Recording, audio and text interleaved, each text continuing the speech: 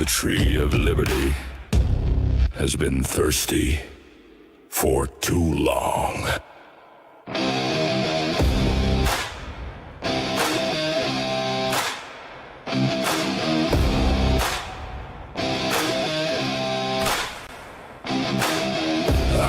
am the spark, the powder, the match, the shot that rang, the line in the patch.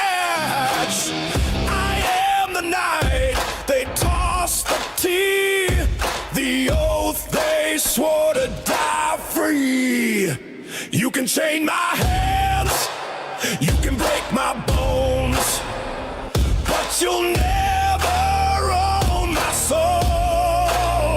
I am the fire in the midnight sky, the reason tyrants die. I am 1776, lightning, thunder, iron, and grit. Every musket, every fist. I am 1776. Oh, oh, oh, oh, oh. I am 1776.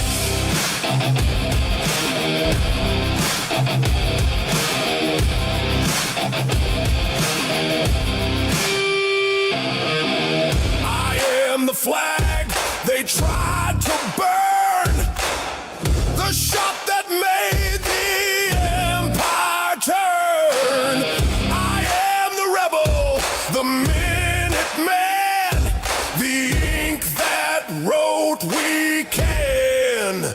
We hold these truths, hear my boots on the cobblestone, hear my war cry, shake the throne, hear my drum, you know it's near, your reign of fear ends here. I am 1776, lightning, thunder, iron, and grit, every musket, every fist. I am 1776. Oh, oh, oh, oh, oh. I am 1776.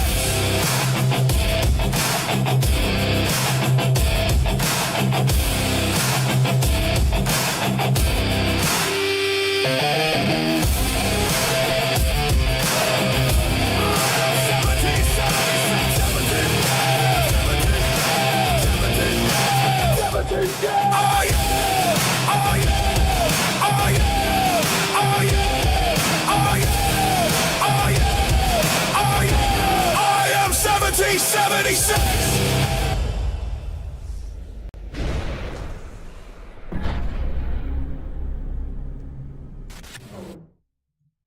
Good morning, everybody. Looks like all the gauges are green and we are ready to go. If someone can give me a sound check, that would be super duper pooper scooper. Looks like we have already that first Debbie.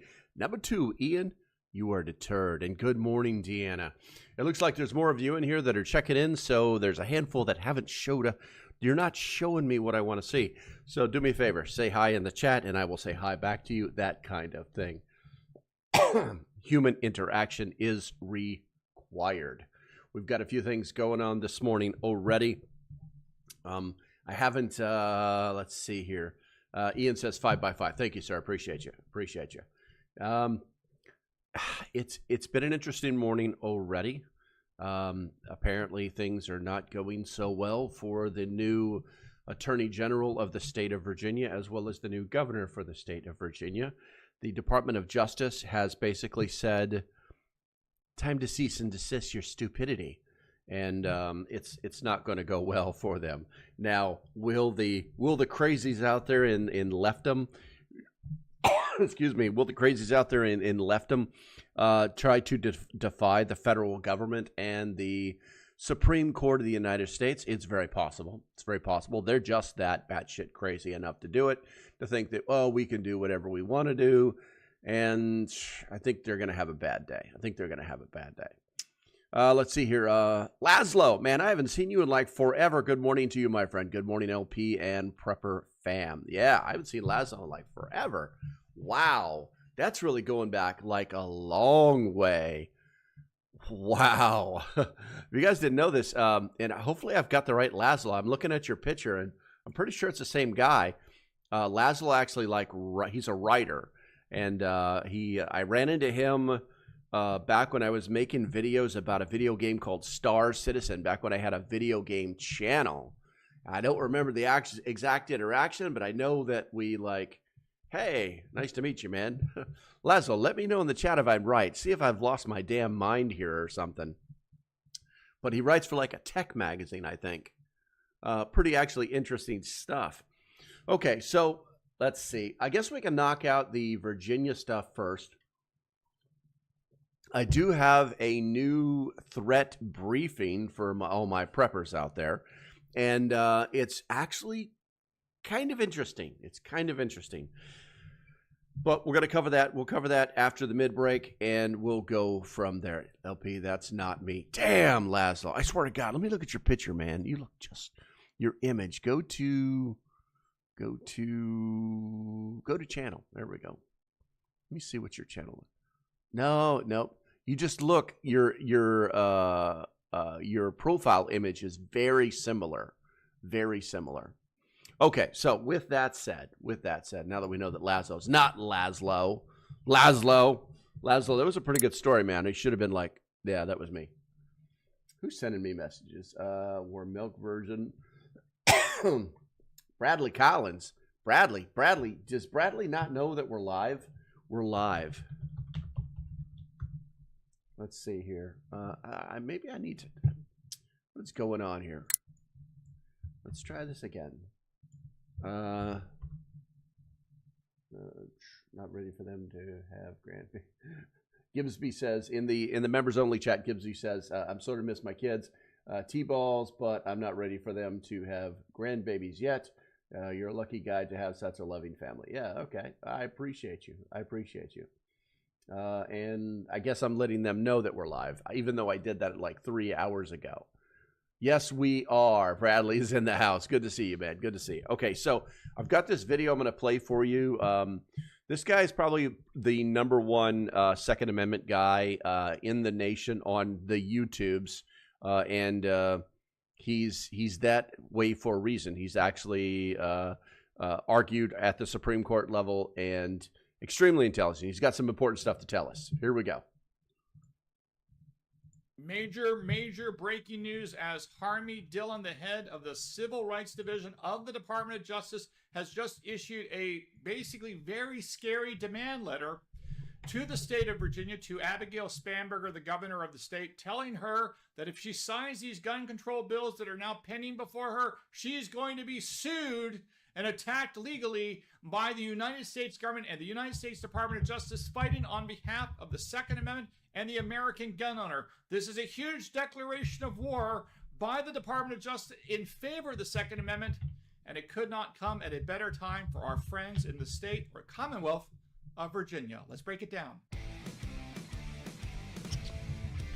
Hey folks, I'm Mark Smith, host of the 4 Box of Done, a proud American gun owner, constitutional attorney, member of the United States Supreme Court Bar, and proud to say the top voice of the Second Amendment in America. Thank you, 2025 and 2026 Gun News Awards. All right, this is a big deal, folks. Big deal. As you know, the state of Virginia is at siege or under siege by the nutty Democrats, including the governor, Abigail Spanberger, the former CIA agent, or at least employee, who's the governor. And of course, there are something like 19 different gun control bills that are now sitting on her desk, some of which have been signed, some of which have not been signed. But today, just now this afternoon, Friday afternoon, Harmy Dillon, the head of the Civil Rights Division of the United States Department of Justice, has just fired off a major letter threatening lawsuits and injunctive relief in favor of American gun owners in the state of Virginia if Governor Spanberger pushes forward with her gun control push, because to do so would violate the Second Amendment to the United States Constitution. To begin with, here is the posts that Harmy Dillon, as the head of the Civil Rights Division at the DOJ, said specifically to Governor Spanberger. Check out the posts. Harmy Dillon says, on notice, Virginia residents are Americans with constitutionally guaranteed rights this Department of Justice will enforce. She reposted something she had earlier said to Governor Spanberger, that Governor Spanberger is on notice. Second Amendment rights shall not be infringed. We are watching closely. In the event any unlawful legislation is enacted, we will sue. That's the Civil Rights Department of the Department of Justice, the Civil Rights Division of the Department of Justice. The Civil Rights Division will protect the Second Amendment rights of law-abiding citizens in Virginia. 2A section lawyers are standing by. And she attaches the letter she wrote to the Governor Spanberger in Virginia. Nice. That was the notice. And what did Harmony Dillon at the Department of Justice have to say in her letter directed specifically to the Governor of Virginia, Governor Spanberger? Here's what it has to say in essence. Dear Governor Spanberger, this letter provides formal notice that the Civil Rights Division will commence litigation in the event.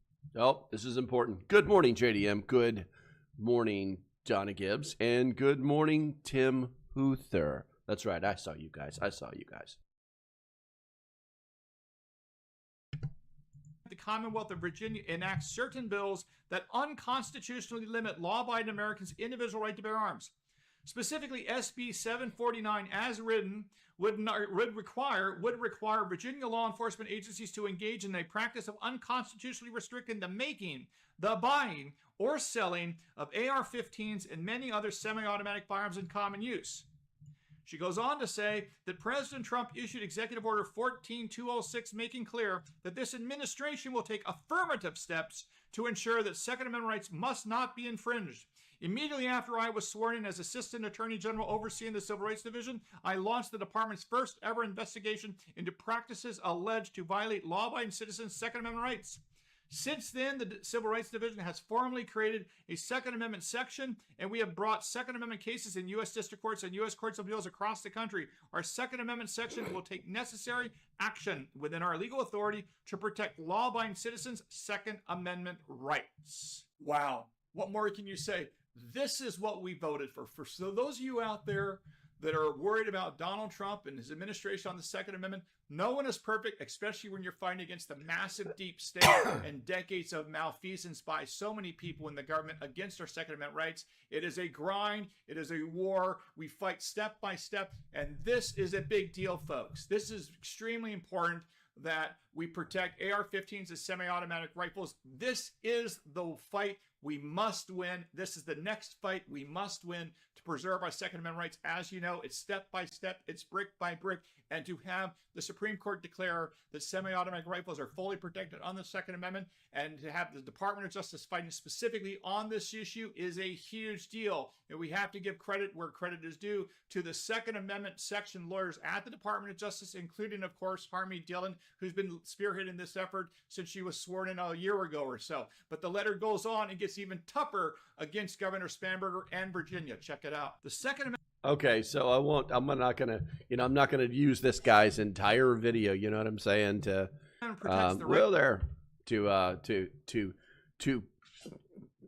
I guess feed my feed.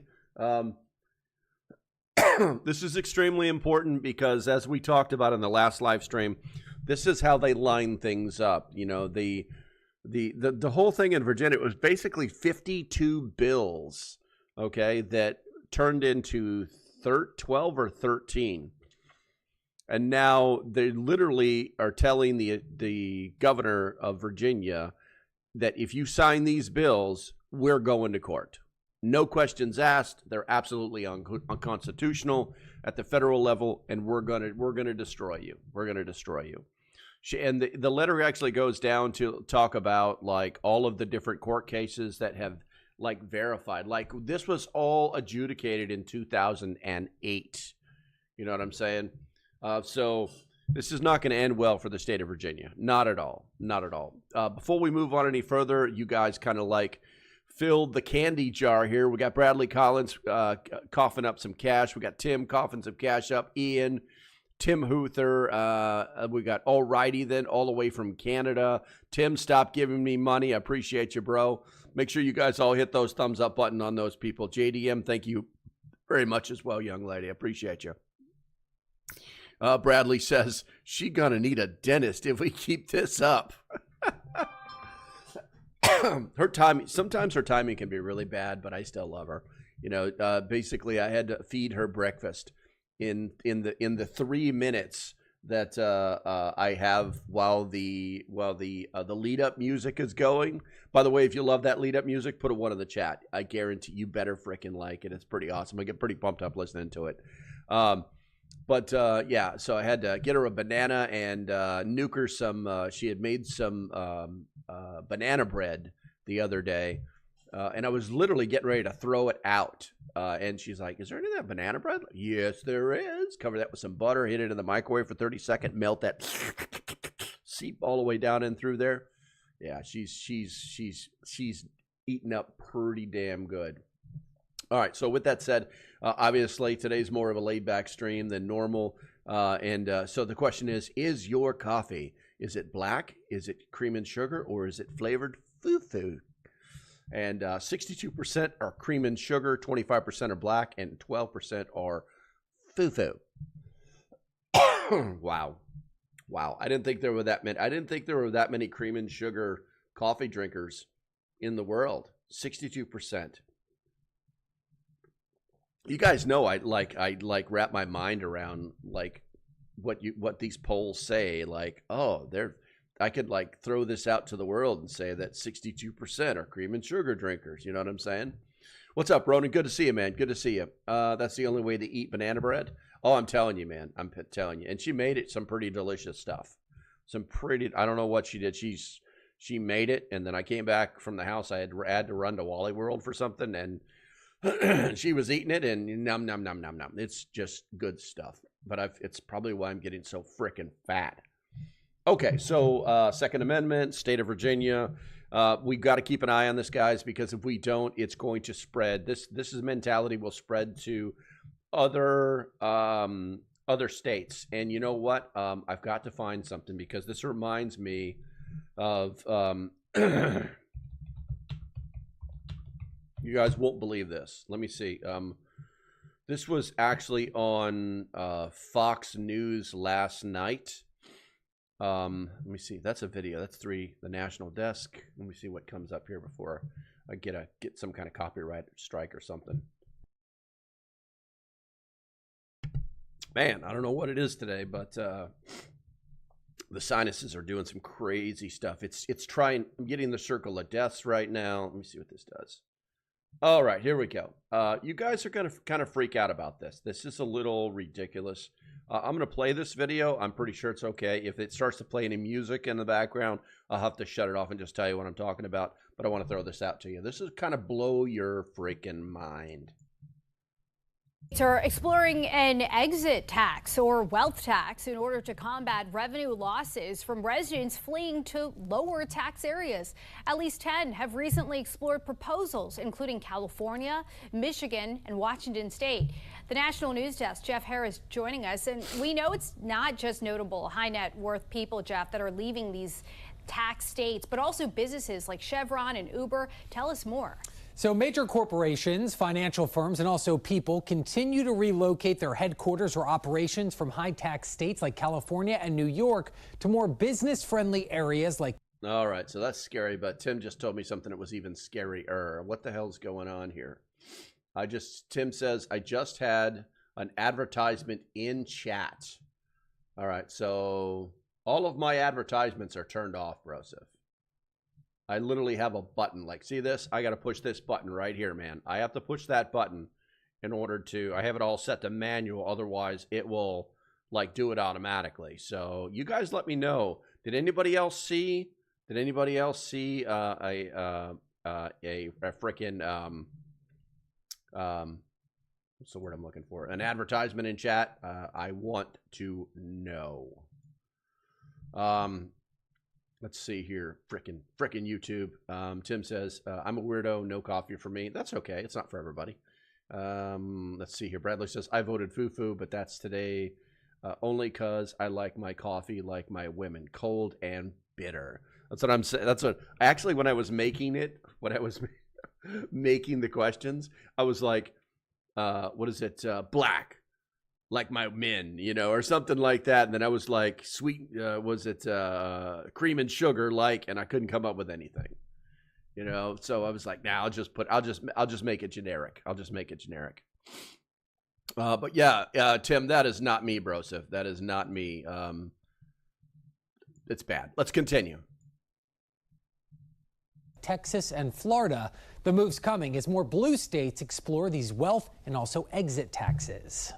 Across the country, at least 10 states are now exploring or have already passed an exit or wealth tax in order to combat revenue losses from residents fleeing to lower tax areas. That includes California, New York, and Michigan. Tally up the value of your home, your cars, your furniture, your assets, your stocks, your bonds, your art.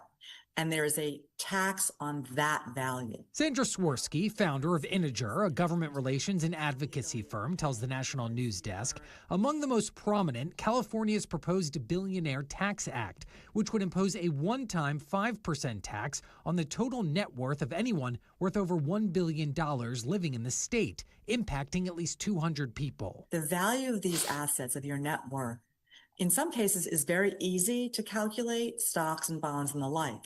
In other cases, it's really difficult to calculate. Also, Washington State, who just passed a 9.9% tax on incomes over $1 million. The bill's passage coming around the same time, Starbucks CEO Howard Schultz, who has an estimated net worth of over $3 billion, announced his move to Florida. Not just move himself down to Florida, but he's moving his entire company, Starbucks, out of the state of Washington. That's huge. JP Morgan Chase CEO Jamie Dimon taking a swing at New York City officials this week, saying high taxes are causing a surge of businesses to leave the Big Apple. Quote, "The truth is that while New York City has much going for, particularly for financial companies, it also has the highest city and state corporate taxes and the highest individual income and state taxes." Thoughts Dimon echoed about a week ago. All you have to do is look at California versus Nevada.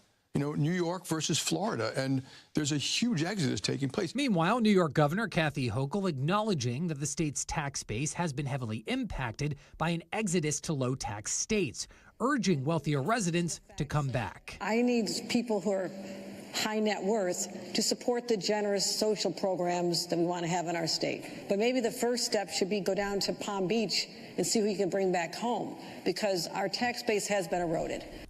Now, according to the most recent IRS service data from 2022 to 2023, due to migration from blue to red states, California lost just under $12 billion and New York $9.9 billion, while Florida gained $20.5 billion and Texas $5.5 billion. Our research are also finding a massive population shift, with data showing from 2024 to 2025, California lost nearly 230,000. I think we covered it. I think we covered it on that one. The bottom line is they're talking about an exit tax, and that's a serious problem. So what they're literally doing is they're realizing, and the thing is they talk about the millionaires and billionaires, right? But the bottom line is they want people to stop leaving their state so that they can continue to charge them taxes, which are outrageous and ridiculous. You know, and here's the funny thing. If the state of Florida and the state of Texas can, like, do almost no taxes, and I used to live in Florida. I owned a business in Florida, and there's no business tax. There's no income tax. Nothing. Nothing. And if they can do that and run the state and balance the budget and come into a surplus every year, that means that every single state in the nation can do it. They can do it. They don't want to, though. They don't want to. And if you catch the governor of New York there, Miss Hochul there, she literally just connected the dots. Let me see if I can find that again. Let me see if we can cue that spot up again to where she says this really incredibly stupid thing. That's right there, I think. I don't know what is up with my internet upload. States urging wealthier residents. Okay, she's about to say something really stupid. Listen to this. Let's connect the dots. To come back. I need people who are high net worth to support the generous social programs that we want to have in our state. Exactly. Okay, so what she literally just said was, I need people with high net worth to make jobs or to pay taxes so that we can support the social networks in the state. So she wants the millionaires and billionaires to pay for everybody else's trash. That's exactly what she just said. Exactly what she just said. All right, so I'm going to go to the chat here real quick, and I saw the Bradley type something in there. Well, it's because they're buying up everything and raising taxes, so they leave with the assets or with the money they sold everything for. We're really close to either a complete collapse or a reset. I don't know if I would call it a collapse or a reset, but I think that things are. There will be sustained pain economically for a long time, guys. Any idea that something's going to snap and change overnight, it's just not going to happen. And the fact that the liberals are literally just going full tilt boogie on all of our constitutional rights. And because they want to control you, because they want you to just work and pay and support. And that's all they want. You're just worker bees. That's all they want from you. You know what I'm saying? And it's sad. It's very, very sad. It's not, they know it's not the American way of life. And they just don't give a shit. They just don't care. Do me a favor, guys. I'm going to check the poll real quick, but do me a favor. I've noticed that I only have 7 thumbs up and 14 people watching. So if you could hit that thumbs up button, yeah, it would be it would be great. It would be great. Yeah, because it's free and it's good for me.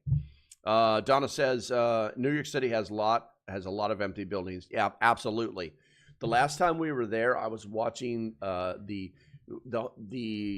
hospital that we were in was like on the 14th floor. So I mean, it was up there a little bit, right? I was looking out at the skyline. We were in the waiting room. It had big glass windows. You know, it's beautiful.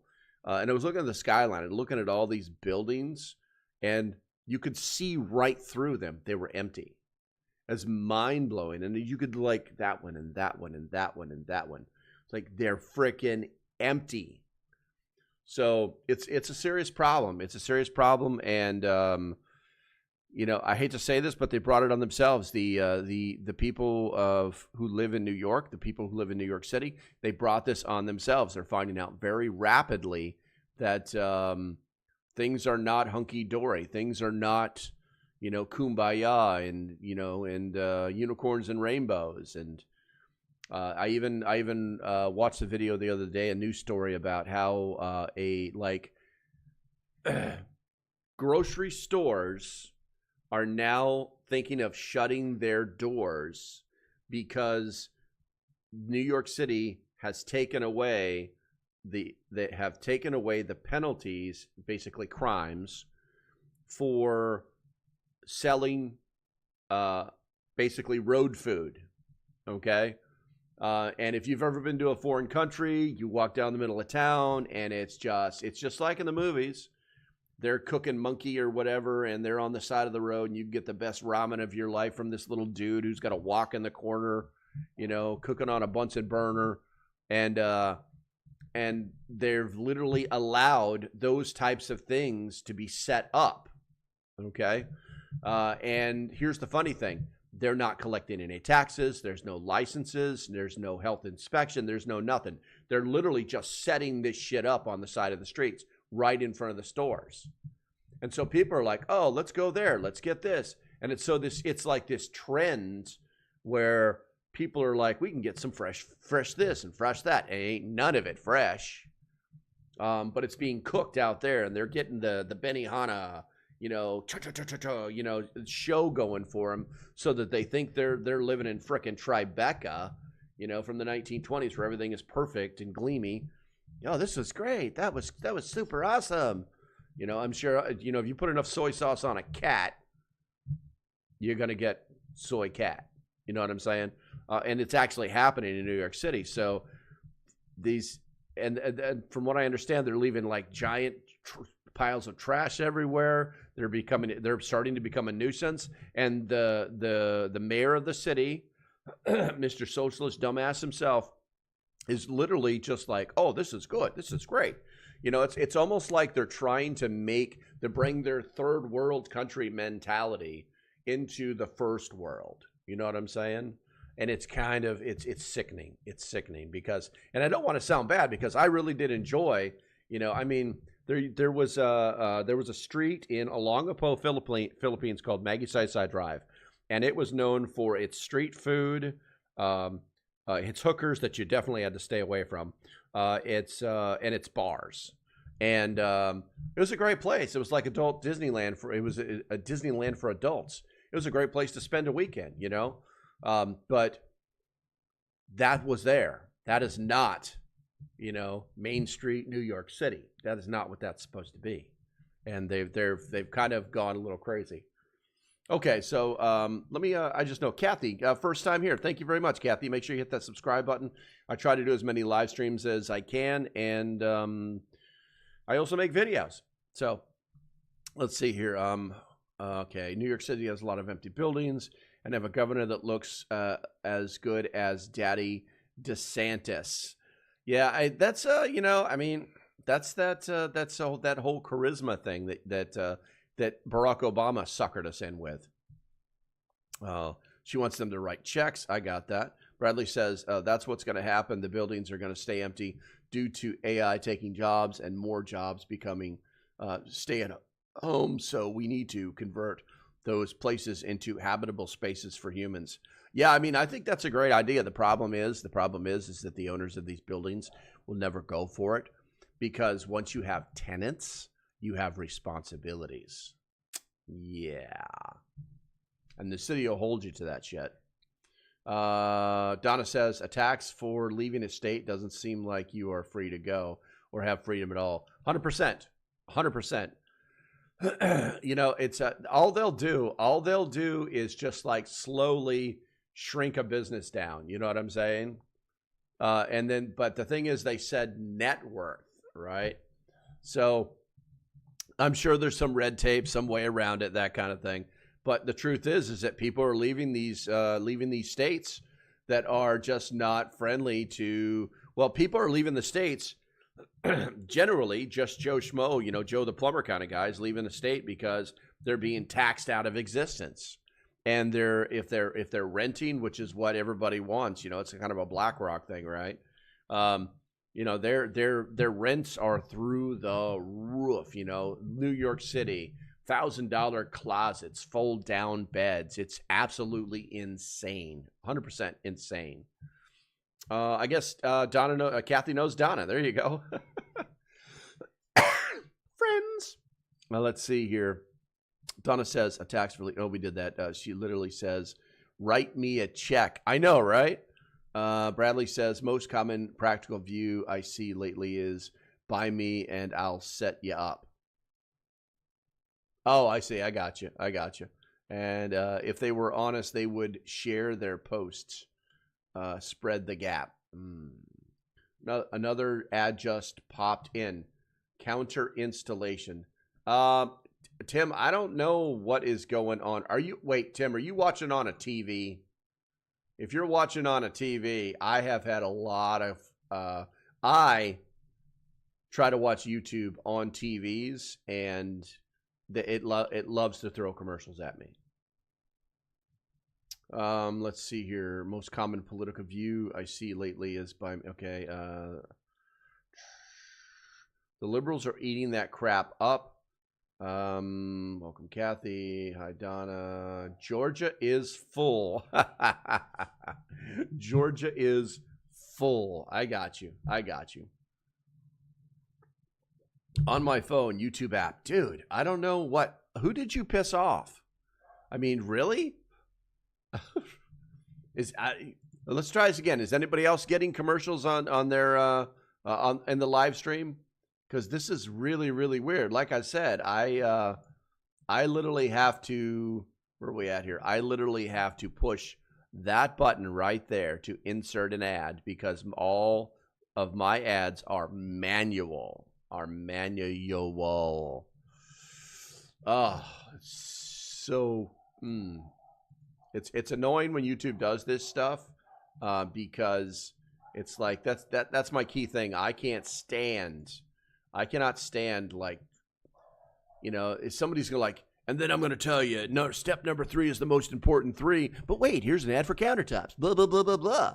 It's like, dude, or like you're walking and you're holding your phone, or it's in your pocket and you're listening to a podcast. And then it's like they throw a commercial in there. God damn, skip. You know what I'm saying? They got to get that 10 to 15 seconds in before they can, for the skip stuff. You know what I'm saying? So it's so irritating. No worries, just letting you know. I appreciate you, Tim. But, Tim's a big supporter of the channel, and I try to, there's this. Tim's a big supporter of the channel, and I try to keep my people happy. So Tim got hacked by one of those games he downloaded. Oopsie. It's only showing up over chat. I got you. All right, so let's see here.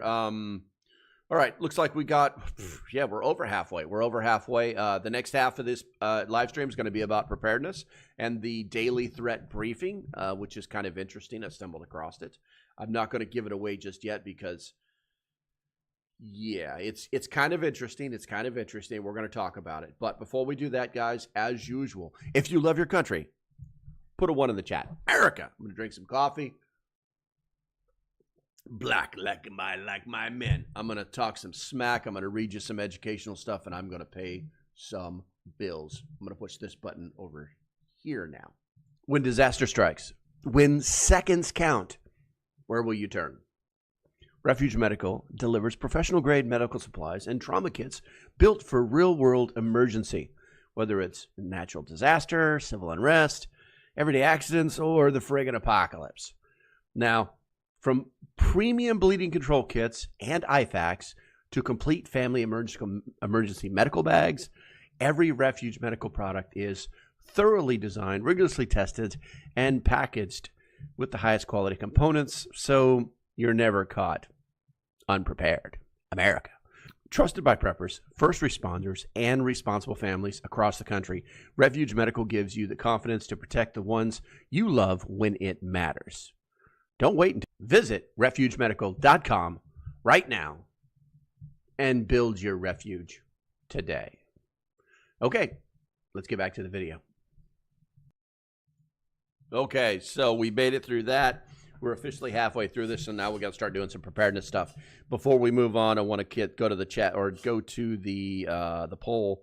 Currently, the question is: your coffee is 50% say cream and sugar, 25% say black, and 25% say foo-foo. So if you have told us what kind of coffee you're drinking this morning, that's where you do that. That's where you do that stuff.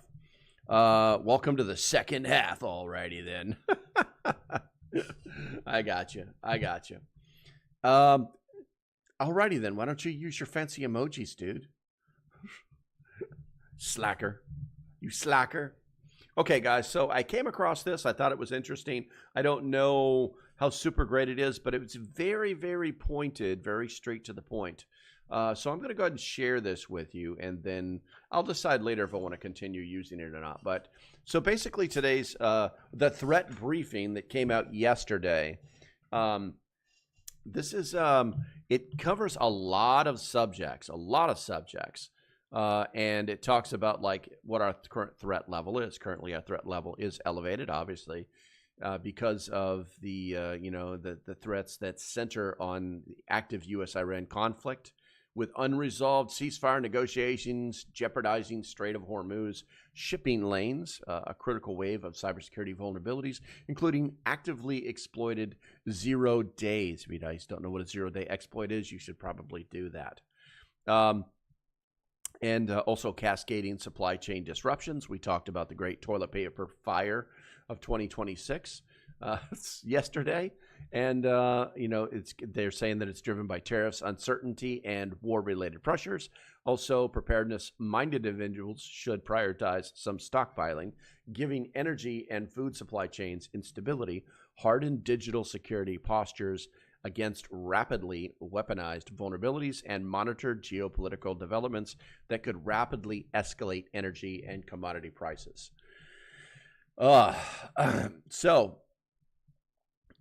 Yeah. One of the things that really got my attention was something. Where are we at here? Rapidly vulnerable, monitoring geopolitical developments. And I was reading an article yesterday, which I'll probably, augment and turn into a video for the Just Prepping channel. If you're not aware, there should be a link someplace to it. If not, just look for it. Just Prepping. I'll put a link in. I'll put a link in the chat after the real chat, not the live chat, and to that channel. It's growing, but here's the thing. One of the things that I was reading about yesterday was how homesteaders see things very differently than other people. The real, not current, not modern homesteaders, but like the guys from like forever and ago, right? And how they saw things and how they did things. And one of the things that they talked about was maintaining or monitoring geopolitical developments, because they would eventually affect them at some point. But to not ever, that should not be your go-to. That should not be, hey, I haven't watched the news in 12 minutes, that we should probably turn something on and have it running in the background, just in case, because that's how our lives are affected, right? And they talked about like not doing that.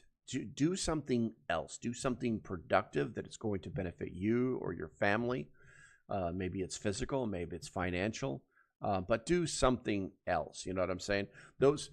It's like all these projects at your house. They're projects for a reason. They're either you have to do them or you need to do them, but at some point they must be done because they're going to benefit you or your family. You know what I'm saying? So monitoring geopolitical developments is important, but it's not going to change the world. It's not going to change anything about your day, more than likely. So Donna says, what gets me mad is the oil per gallon is going down, but the price don't drop as fast as they went up. Yeah, that's true. Like I was saying yesterday's live stream, I noticed as soon as they said, hey, we're going to go into negotiations, the price of gas dropped by 10 cents, which is extremely odd, extremely rare. They always say prices of things go up fast and down slow. And we talked about this yesterday during the live stream. The bottom line is that this has everything to do with the type of refineries that we have in the United States and their ability to process light crude into gasoline versus heavy crude, which is what we import the most of. And it's like, why are we doing this? Why haven't we learned to make our own syrup for our pancakes? Why do we need Canada? That mindset. You know what I'm saying? Why do we need Colby beef? Why don't we just do the same thing they're doing and make our own Colby beef and it not be $100 a pound? You know what I'm saying? We have the ability to do so many things in this country that we are not doing. And it's nice to see the economy starting to change as far as homegrown businesses here in America. So let's see what else we got here. Bradley says, I got to run. Thanks for being here today. Hope y'all preps keep stacking and you all be safe. Yeah, you too, Bradley. Bradley's got to go finish that cabinet in his living room, which we haven't seen pictures of yet. I don't think he showed us the finished product yet. So hopefully he will. Okay, so looking at this threat brief, looking at where we got here. So we've got geopolitical conflict. The crisis is high. Cybersecurity high. Supply chain disruptions elevated. We're going to come back to that. Energy infrastructure, power grid vulnerabilities are elevated. Natural hazards, moderate. And we've got climate and food security elevated. And then oddly enough, we've got preparedness and practice. Skills, systems, and self-reliance, low. But economic instability is elevated. So I'm going to go back over here to the supply chain disruptions. So basically, what's it saying here? Excuse me, I got to get some coffee. Time to drink. Drink. Okay, so it says the war in Iran generating measurable documented supply chain stress across multiple sectors. Lamb Weston has publicly warned of supply chain pressures directly attributed to the conflict. Trans-Pacific Ocean shipping rates are rising amid uncertainty, and the tariff refund process remains opaque for companies attempting to navigate the post-Supreme Court trade landscape. They're never going to see a dime of that money. These compounding pressures are accelerating food and goods inflation that directly impacts household preparedness budgets. I'm going to go ahead and call that half of that bullshit. All right, these are accelerating inflation. The inflation has always been there. It's always getting better. And when the term inflation is a measured term only used by economists. Okay, you know, it's like you think inflation. Oh, the price of eggs, inflation, and price of beef. The price, you know, inflation this, inflation that. And that's not what it's really about. That is not how your foods are affected. So, what are our key takeaways? Public warning about Iran war supply chain pressure signals food manufacturers are already absorbing shocks, expecting potato/frozen food price increase and possible shortages within 60 to 90 days. Rising trans-Pacific shipping rates means goods ordered today will cost more to land in the U.S., accelerate any planned bulk purchase of imported goods. And this is advice that you're being given. Tariff confusion is paralyzing import planning for many companies. This uncertainty will translate into retail price volatility. Lock in prices on essential durable goods now. The FedEx pilots tentative agreement reduce one near-term domestic shipping disruption risk, but monitor for ratification and failure.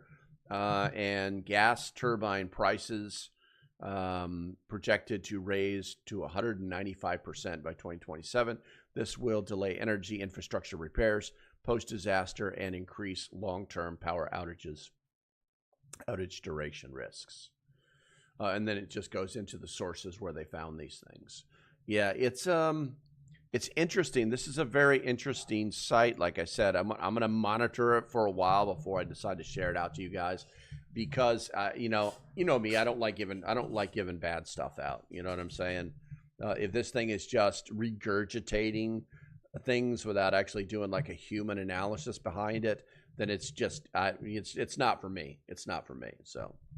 And then what we got here down, what was that? Economic stability and fragility. Let's go ahead and look at that. Multiple economic stresses indicators are converging. Ongoing tariff litigation, war-driven commodity disruption, a federal court challenge to Trump's tariff regime, and a documented fragility in global supply structures. Where are we at here? The Survival Blog's featured quote, and that's not who I got this from. If you know what Survivor Blog is, you know. Our global economy is much more fragile than many of us realize, and it captures the consensus experts' view.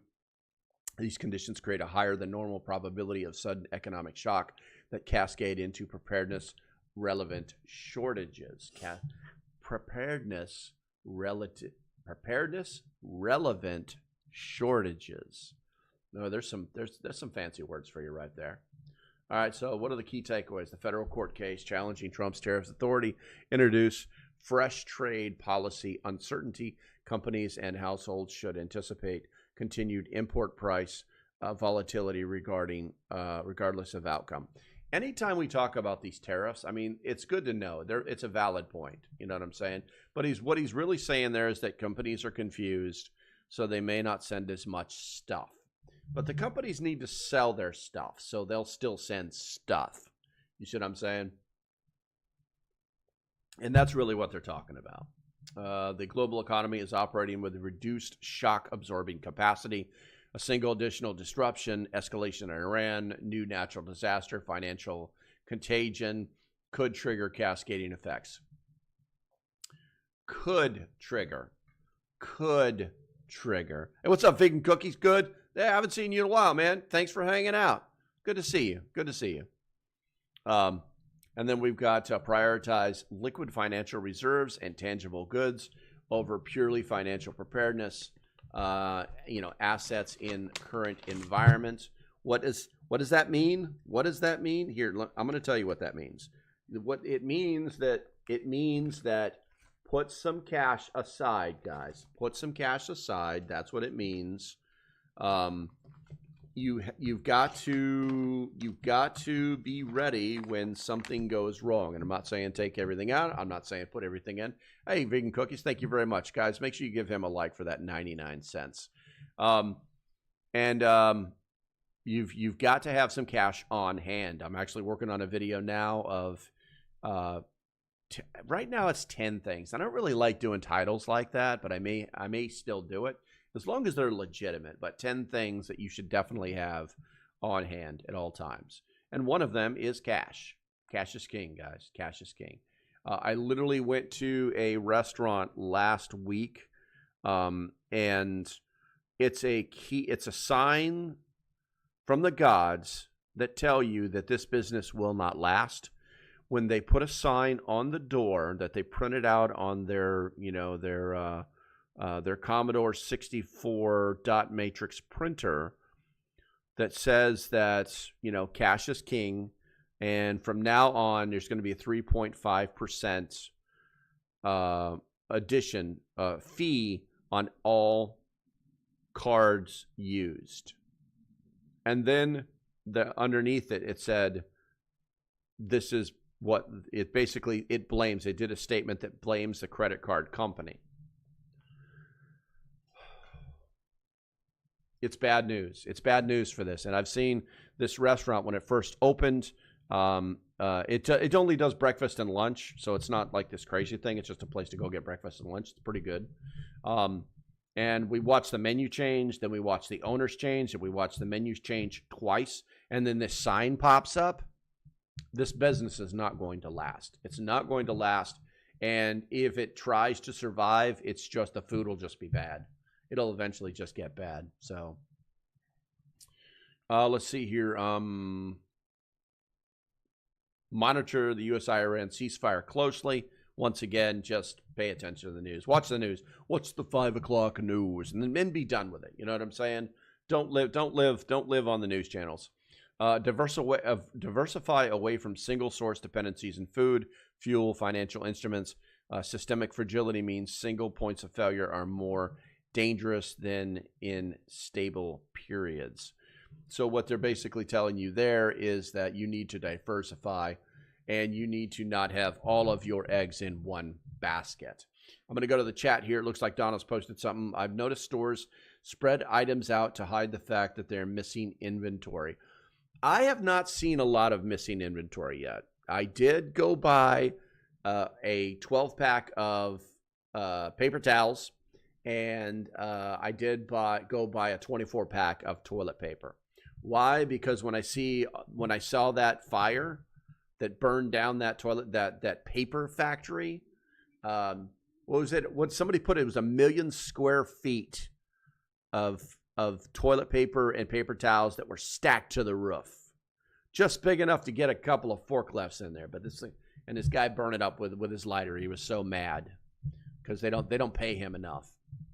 And that will eventually become a hiccup. That will eventually cause problems. You know what I'm saying? Because now it's like, well, their warehouse is gone. The warehouse is gone. It didn't just burn up the toilet paper and left the structure. The warehouse is gone. So now there's this company that is noted for doing 20% of the nation's paper industry. That's a huge chunk.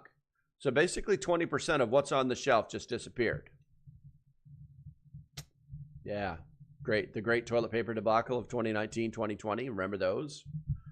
You could start seeing signs. So I would just kind of pay attention to that. All right. Let's see. Vegan Cookie says, I'm still doing my thing. Nice. If you guys didn't know this, Vegan Cookies Good has his own YouTube channel, so go and check him out. He does like power tool stuff. It's a cute channel. I like it. Matter of fact, I'm subscribed to it, but YouTube never shows me. YouTube is really getting bad about showing us things that we don't want to see. I'm subscribed to like 200 things, and they never pop up. They never pop in my feed. It's always this crazy stuff. Let's see here. So going to the, looks like we're getting short on time here, guys. But so if you haven't answered the poll, the question is your coffee black, cream and sugar, or flavored foo-foo? Right now, 47% say cream and sugar, 33% say black, yes, and 20% say flavored foo-foo. Flavored foo-foo. I will tell you, when I run out of coffee, we have like these little, they're little survival sleeves of coffee. And I've been drinking them for years, and I always noticed that they had like this really kind of weird, rich taste that I kind of liked. And I cannot stand coffees that are brewed in a flavor. If you want to add stuff to it, good to go. No problem. I'll drink that stuff most of the time, right? But if it's brewed into it, and I always hated hazelnut coffee, and so I'm like, what kind? I'm out of these coffees, these instant coffees. I need to go buy some more. And I look at it, hazelnut. I feel like such a hypocrite. All right, let's see here. Yeah. Looking at the time, looking at the chat, looking at the poll. I think that's going to be it for the day. If you guys haven't hit that thumbs up button, please do so now. It's great, it's free, and it's good for me. For all the people who, where are we at here? I can switch that. Who made donations today? We got Bradley Collins, Tim Huther, Ian. All righty then, JDM and Vegan Cookies. Good. I want to thank you guys for providing for the Julie's Snack Fund. And our top fans for today, in number 1 is Tim Huther, of course. You got Ian right behind him in number 2, and all righty then, Canada. You are the turd. Turd. I don't know why I can't do that. I can't do that. Why is that? That's not normal. Instant. I can do that. Anyway, so I want to thank you guys for hanging out with me. Hopefully you guys have a great weekend. On the new channel, another video will drop tomorrow morning. It'll be waiting for you in your inbox when you get up, regardless of where you live. All right, guys, that's going to be about it. Stay safe. Have a great day, and I shall see you when I see you.